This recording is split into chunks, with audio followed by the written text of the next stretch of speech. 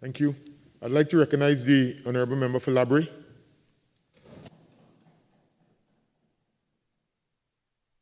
Thank you, Mr. Deputy Speaker. I am honored to make my first contribution to an appropriation bill as the Member for Parliament for the constituency of Labrie, and more so as the Minister of Labour. I am deeply humbled to be accepted to serve my constituents and the people of Trinidad and Tobago, as I strongly believe that life is about service. In this regard, I am grateful to my constituents of Labrie who have placed their confidence in me to represent their needs, views, and interests. I also wish to thank the Prime Minister for bestowing confidence in me to spearhead a very critical ministry, the work of which underpins the achievement of many of the mandates articulated by the government and will undoubtedly be in the spotlight in this budget and over the next 10 years as we work towards Vision 2030.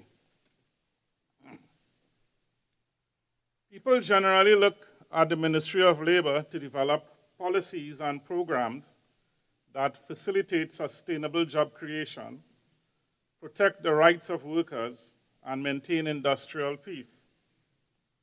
The work of such a ministry assumes even greater significance in the current times as conversations revolve around ways of protecting lives and livelihood and keeping people in employment and business as far as possible.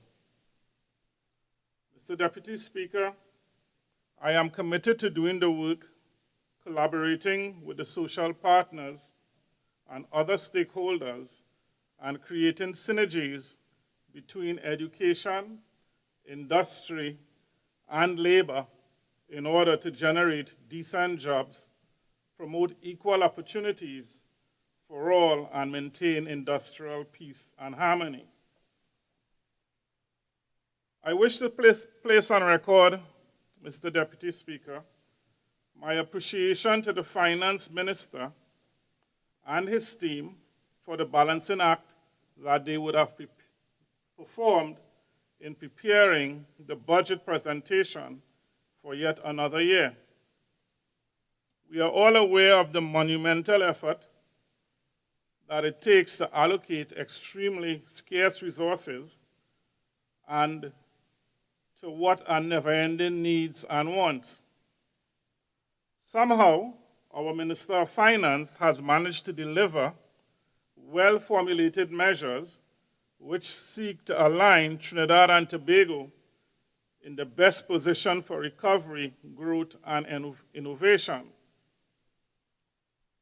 Mr. Deputy Speaker, we have heard many pronouncements on the revenue and the expenditure, and by and large, the report and feedback from the national community has been generally very positive. We know that there will be differences in how we see the actual implementation and/or the path that we take to achieving our objectives. I dare say, if I were to say I wanted to go to the Hilton Hotel now, and I was using the Savannah, that somebody will say, why don't you use another route? Why don't you go over the hills? And so in this budget presentation, we are all heading generally in the same direction, but we may not necessarily be taking the same route. And therefore, that is expected. The budget will be read, it will be argued, direction criticized, but at the end of the day, there will be a budget. And as a government, we will have to implement, and the opposition will monitor and provide feedback as we go forward. So I want to discuss this afternoon, tonight rather, the issue of the budget from a labor market context. The last budget focused on stability, strength, and growth. We were finally poised to launch the economy forward in fiscal 2020. However, we have since faced a dual crisis of the bottoming out of energy prices and the disruption of supply chains and reduction in demand caused by COVID-19. Mr. Deputy Speaker, not surprisingly, the global labor market is also in crisis. We are not alone. The International Labour Organization, ILO, reported in the World Economic and Social Outlook report published in January 2020 that the global employment rate stood at 5.4% in 2019 and was projected to remain essentially the same over the next 2 years. In another report, this time published in June 2020, just 6 months after, the ILO forecasted that the outlook for global labor market recovery in the second half of 2020 will be uncertain and incomplete, and will not be enough for employment to return to pre-pandemic levels this year. In the 6th edition of the ILO Monitor, COVID-19 and the World of Work, published by the ILO on September 23, 2020, it was estimated that 94% of workers reside in countries with workplace closures of some sort. Estimate of working hours lost in the second quarter of 2020 due to the COVID-19 pandemic stood at 17.3%, or the equivalent of 495 million full-time jobs. This represented an upward revision from the estimate of 400 million full-time jobs lost, which was reported in on June 30th, 2020. Looking closer at home, Mr. Deputy Speaker, it is estimated that at least 34 million jobs have been lost, some temporarily, due to the COVID-19 pandemic in Latin America and the Caribbean for the first half of 2020. And according to a new report from the International Labour Organization. In addition, Latin America and the Caribbean has been deemed to be the most affected region in the world in terms of hours worked and labor income as a consequence of COVID-19.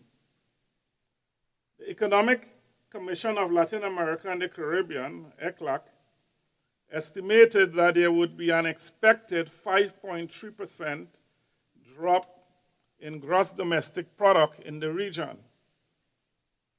The report further states that the region will experience a sharp increase in unemployment with resultant negative effects on poverty and inequality. Mr. Deputy Speaker, in Trinidad and Tobago, we have been experiencing the devastating effects of the pandemic on our labor market. From January 2020, October 1st, from January 2020 to October 1st, 2020, based on retrenchment notices submitted to the Ministry of Labor, 2,262 persons were identified to be retrenched. This exceeds the annual figure compared to the past 5 years.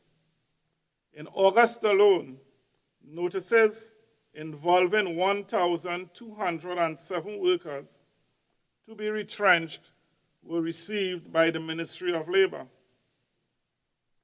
The greatest numbers come from the financing, insurance, real estate, and business services sector, 825, Wholesale and retail, trade, restaurants, and hotel sector, 470. So, Deputy Speaker, when we examine the quarterly Central Statistical Office data, we can see that in Trinidad and Tobago, the employment rate increased from 3.4% in the third quarter of 2015 to 4% in the third quarter of 2016. It was followed by another increase of 5.1% in the third quarter of 2017, but in 2018, we witnessed a fall in the unemployment rate to 4.6%. Let me hasten to add, Mr. Deputy Speaker, that the notices received by the Ministry of Finance are the official notices that came from what I would call established organizations. I think it would be dishonest and disingenuous to stand here and say that given what we know in our everyday lives, that the figure is much higher, given that many of these retrenchment notices are not reported to the Ministry of Labor.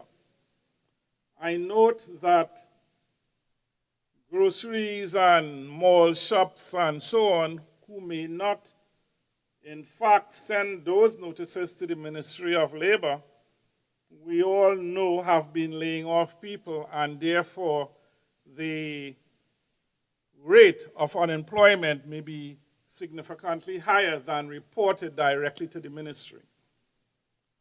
So I don't want us to walk away and be in la-la land thinking that the reported figures tell the whole story and the whole truth. We need to add some realism to where we are at. It is important to note, however, that prior to the pandemic, the employment rate in Trinidad and Tobago was very low, especially when compared to the ILO's estimate of the regional employment rate of 8% for 2018 and 8.1% in 2019. ECLAC has forecasted that employment in our region would increase to 11.5% by the end of 2020. So, Deputy Speaker, the figures tell a story that we are in difficult times. However, all is not lost. Based on proactive measures taken by a caring government, including broadening the social safety net to protect those most affected, we have been able to reduce some of the negative impact of the pandemic on our workers and employers. In response, true to the government's commitment to putting people first, nurturing our greatest asset, as enshrined in the first thematic area of Vision 2030, we sought to avoid a humanitarian crisis by increasing and introducing social programs for those persons who would have been most affected, especially the vulnerable groups. These social initiatives were and continue to be crucial in mitigating many of the ill effects that this pandemic gave rise to, especially amongst our most vulnerable citizens.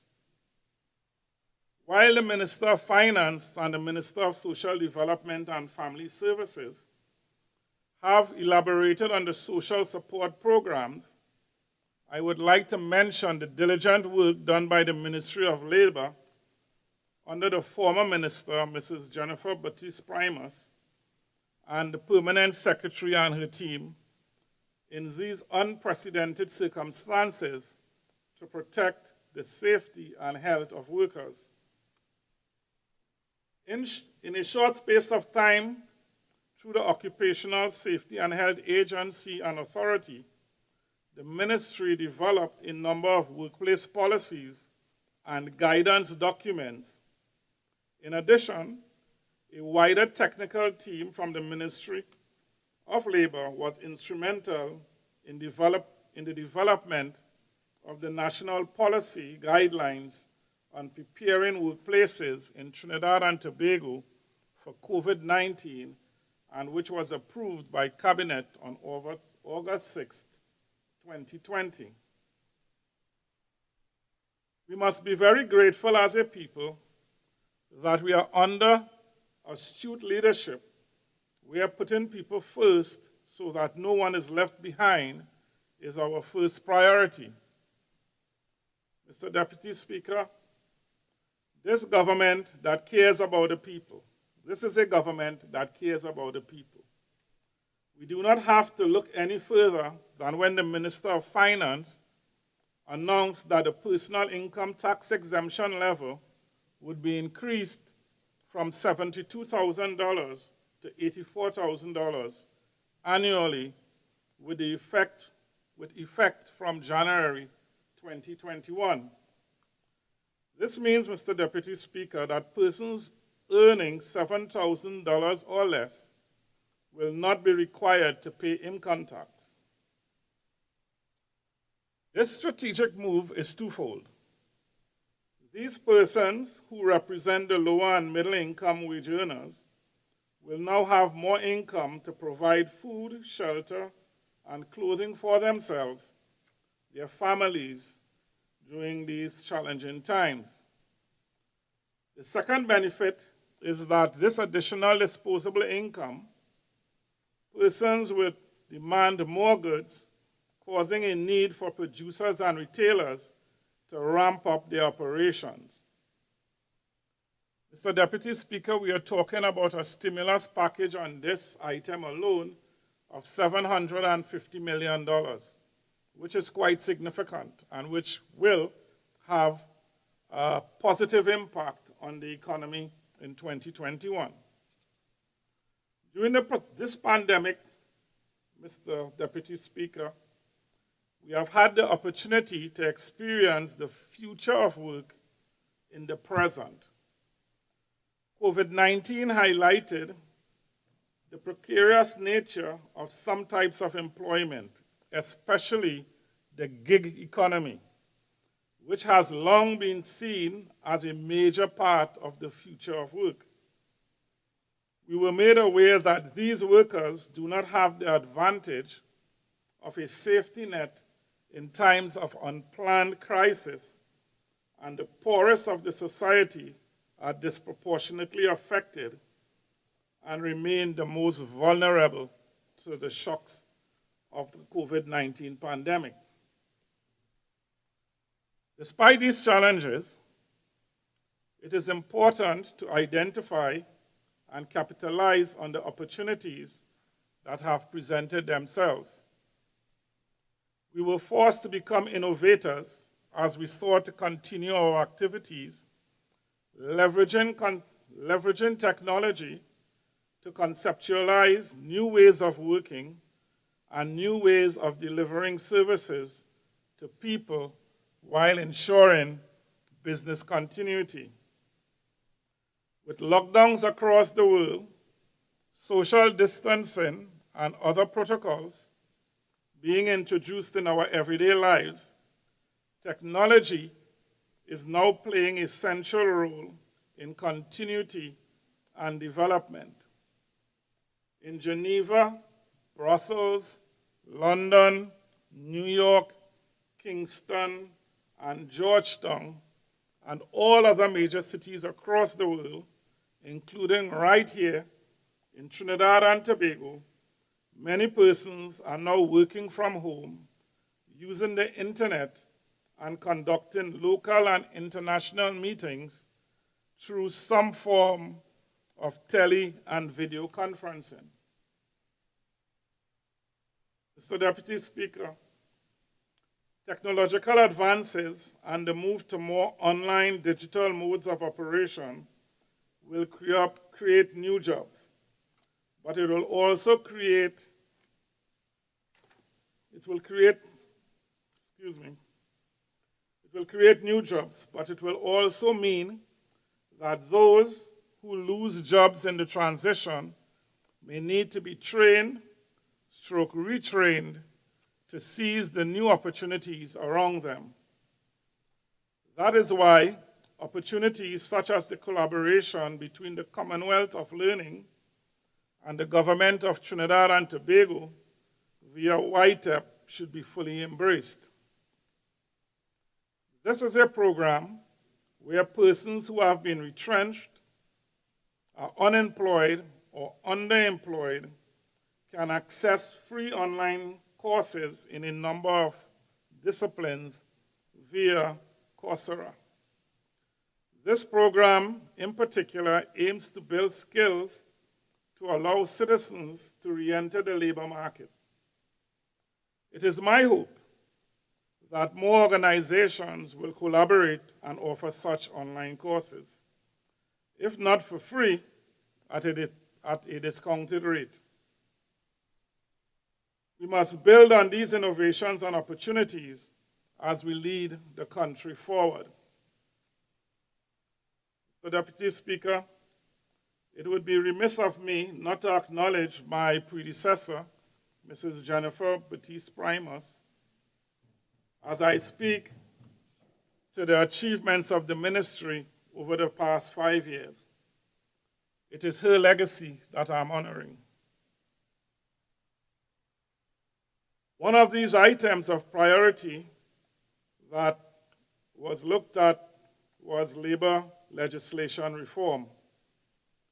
At the heart of this exercise is the development of a clear framework of workplace rights and responsibilities, modernization of our labor legislation, some of which are as old as 100 years, will contribute to the stable economy through the creation and maintenance of industrial peace, protection of workers' rights, and the improvement of the standard of living of citizens, and the maintenance of a safe and productive work environment for all.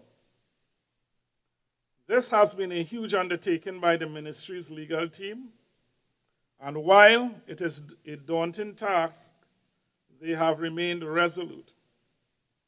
Mr. Deputy Speaker, since January 2016, over 37 stakeholder consultations, including focus groups and working groups, were hosted to review labor legislation ranging from the Industrial Relations Act, the Retrenchment and Severance Benefit Act, the Occupational Safety and Health Act, the Foreign Labor Contracts Act, contract labor, and the National Workplace on Sexual Harassment. So, Deputy Speaker, while I acknowledge the road is long, I assure that we will get there. I am certain my colleagues on the opposite side of this Honourable House can appreciate that legislative reform takes time, especially legislation that can affect such a wide cross-sections of citizens.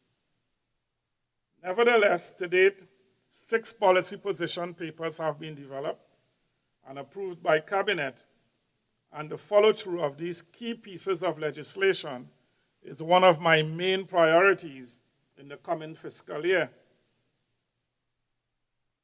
One piece of legislation which we did manage to amend, Mr. Deputy Speaker, was the minimum wages order. In order to ensure that the most vulnerable in society can earn an acceptable income, allowing them to support themselves and provide a decent standard of living for their families, the national minimum wage was increased from $15 per hour to $17.50 per hour, with effect from December 1st, 2019. In addition to increasing the national minimum wage, the wages of employees under the Community-Based Environmental Protection and Enhancement Program, CPEP, and the Unemployment Relief Program were raised by 15% on the same date. The Deputy Speaker, the Ministry of Labor will soon commence a project under the guidance of the Minimum Wages Board to develop a minimum wage determination model for Trinidad and Tobago, as we are committed to ensuring our policy decisions are evidence-based, data-driven, and reflects the current environment. The terms of reference of this initiative has been completed, and tendering for a consultant is to begin shortly. The Deputy Speaker, the National Policy on Sexual Harassment was laid in Parliament on March 8, 2019. The overall purpose of this policy is to provide a framework to treat with sexual harassment in the workplace. In fiscal 2020, the ministry worked tirelessly to implement this policy through the redesignated Conciliation, Advisory, and Advocacy Division of the ministry. This implementation included an awareness program to educate the citizenry on the policy, which is in full swing as I speak, as well as the drafting of legislation to address sexual harassment in the workplace in Trinidad and Tobago, which is currently receiving the attention of the drafting committee appointed by the Attorney General. Another policy that the ministry is continuing to implement is the National Workplace Policy on HIV and AIDS. Mr. Deputy Speaker, in August 2017, we saw the launch of a revised policy. This policy is designed to be used by all organizations in both the formal and informal sectors. The main objective of the policy is the provision of a framework for an effective workplace response to HIV and AIDS in Trinidad and Tobago, aimed at reducing employment-related stigma and discrimination against persons living or affected by HIV and AIDS. In addition to the continued awareness, education, and communication on HIV and AIDS as a workplace issue, in the coming fiscal year, the ministry will be conducting a survey to gather baseline data on the knowledge, attitudes, beliefs, and practices relating to HIV in the workplace. This, again, is part of our commitment to ensure that our policy decisions are guided by information and evidence. Mr. Deputy Speaker, the issue of labor migration has gained special international, regional, and national attention over the past year. I am pleased to inform that an interministerial committee chaired by the Ministry of Labor has made much progress on draft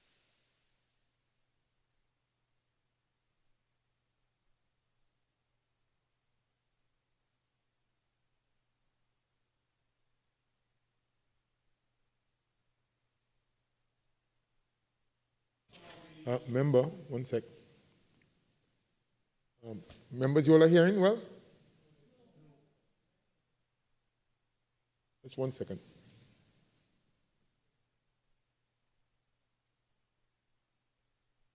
Members, there seems to be a slight malfunction, and the technical guys are looking into it at this moment. So that's, bear 1 second.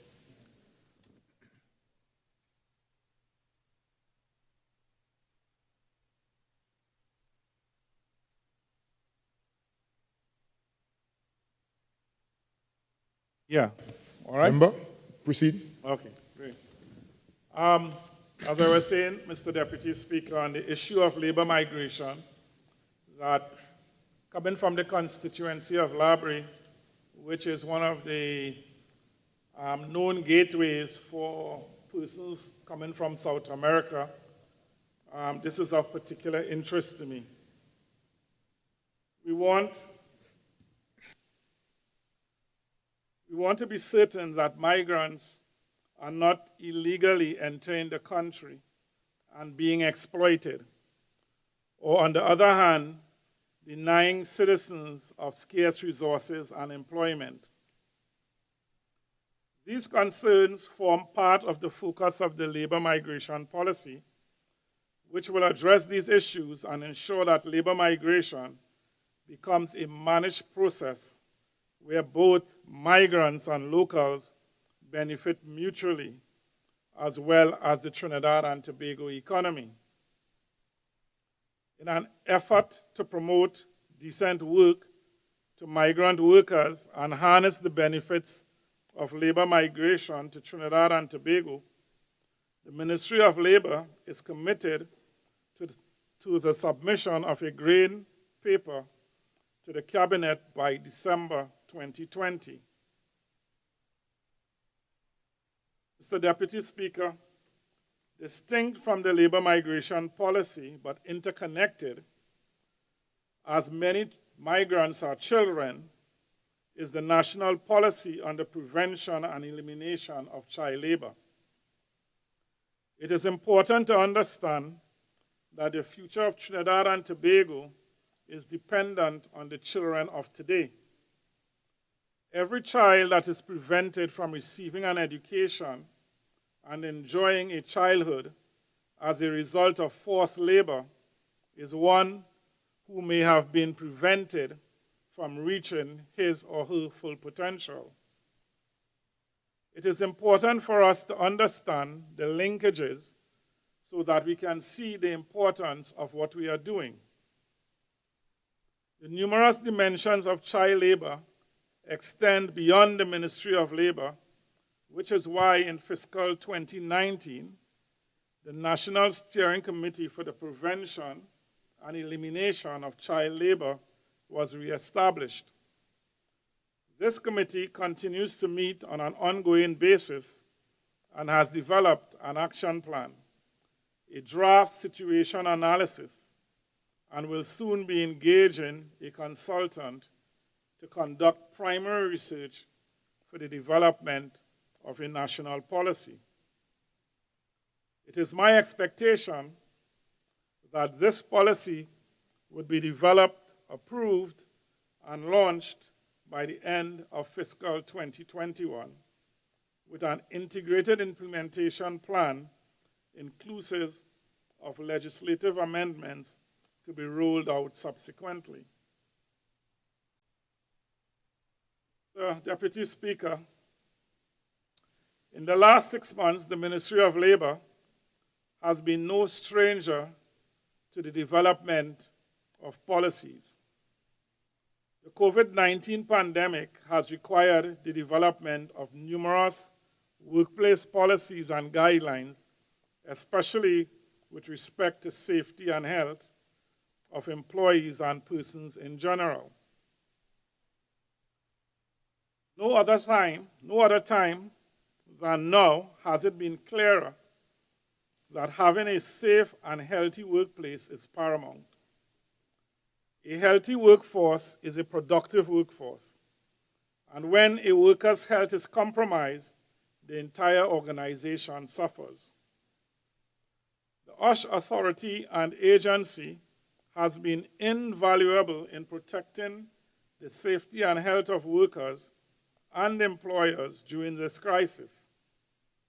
The OSH agency initially published guidelines on COVID-19 for employers and workplaces in March 2020. Many of those guidelines have been revised and updated in line with the current recommendations with respect to COVID-19. In May 2020, the agency published a return to work guideline. Not only did the OSH agency assist with workers still at the workplace, but during the stay-at-home restrictions. The The OSH agency also continued to function throughout the pandemic and has even continued to conduct inspections on a case-by-case basis and within the Ministry of Health guidelines and according to their internal COVID-19 business continuity crisis communication plan. In fact, Mr. Deputy Speaker, throughout the pandemic, officials from the OSH agency could be seen on multiple webinars, interviews, and virtual fora speaking to safety and health in the workplace. Notably, in July 2020, the Ministry of Labor collaborated with the Supermarket Association of Trinidad and Tobago, the National Insurance Board, and the OSH agency to host its flagship webinar series, We Empower, You Thrive. These interactive sessions were designed to equip owners and employees of supermarkets, retail stores, and pharmacies with empowering information to enhance their business operations and productivity during the pandemic.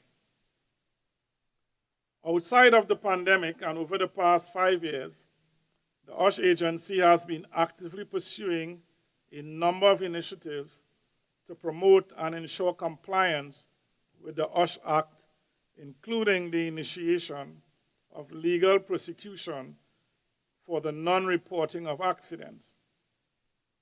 The OSH agency also completed its strategic plan 2019 to 2023, as well as its new website, which is fully operational, user-friendly, interactive, and a reliable source for workplace and safety and health issues. I turn my attention now, Mr. Deputy Speaker, to the current and future plans of the Ministry of Labor and how can we and do we promote industrial peace. We have changed the name of the Ministry of Labor to the Ministry of Labor, full stop. This reflects a reorientation of the priorities of the ministry to a clear focus on labor.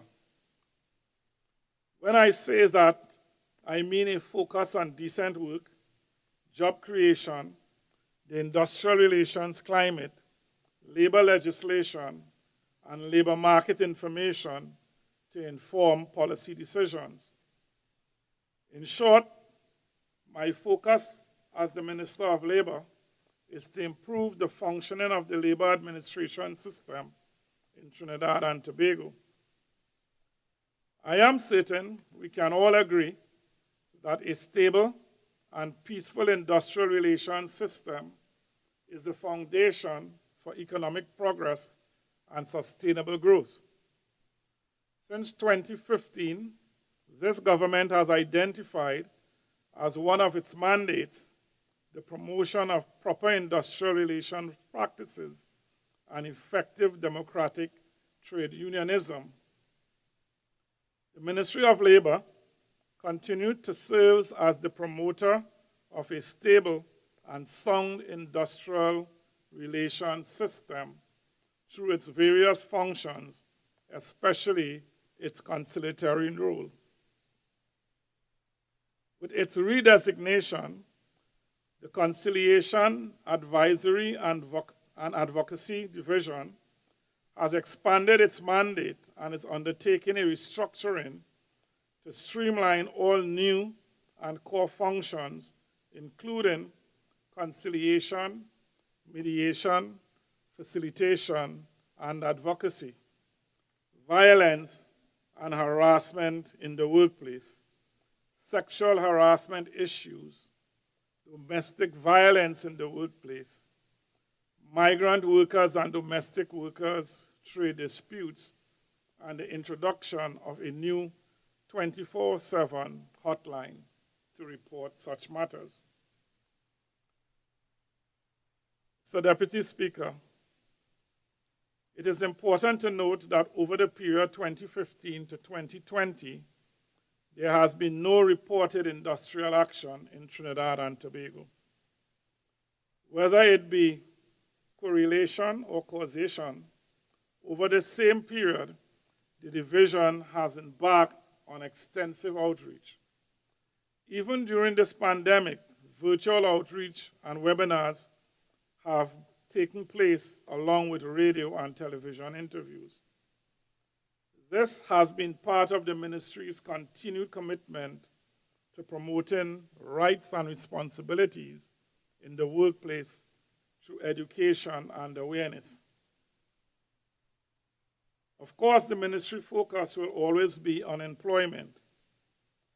Over the last 5 years, the ministry has worked in this respect, and in the coming term, I intend to redouble the efforts of laying the foundation for sustainable job creation, not just for increasing the quantity of jobs, but also the quality of jobs.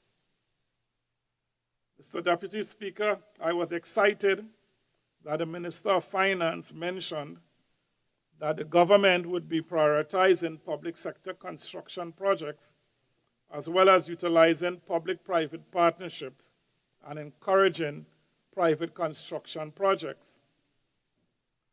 Construction projects have the potential to generate a significant number of jobs over the length of the projects and due to the multiplier effect after the completion of the project. These initiatives will also function to build the skills of the workers and make them more employable for future projects. In addition to the construction sector, Mr. Deputy Speaker, the agricultural sector on which we have turned the spotlight through extensive attention and investment that we have put into this sector through this budget, we expect this to lead to the creation of significant employment opportunities. In that vein, Mr. Deputy Speaker, most persons are familiar with the Commonwealth Caribbean Seasonal Agricultural Workers Program, commonly referred to as the FARM program. This program involves the temporary employment of Trinidad and Tobago nationals on Canadian farms from January 1st to December 15th annually. Close to 1,000 persons participate in the FARM program each year. These persons not only receive their monetary income with which they support themselves and their families, but they also gain invaluable skills and knowledge of agricultural techniques that can be used to generate income when they return.